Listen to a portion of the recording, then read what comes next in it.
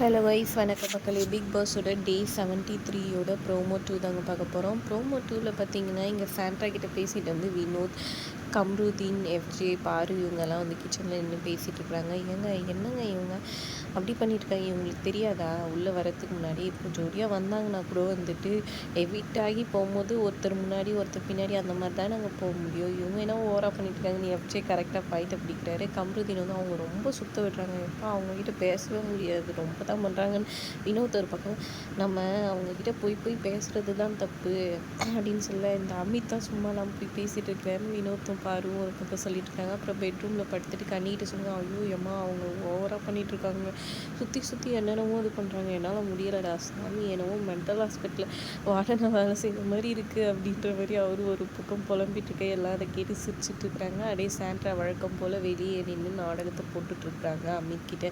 என்னதான் ஆச்சு இந்த சாண்ட்ராக்கு, கேமும் விளையாட மாட்டேங்குது, வெளியவும் போயிடலாம்லன்ற மாதிரி தாங்க இருந்துச்சு. இந்த வீக் அனுப்பிச்சிட்டா தான் பிக் பாஸுக்கு மரியாதைன்ற மாதிரி தோணுச்சு. நீங்கள் என்ன நினைக்கிறீங்கன்னு மறக்காமல் கமெண்ட் பண்ணுங்கள். வீடியோ பிடிச்சிருந்தா லைக் பண்ணிக்கோங்க.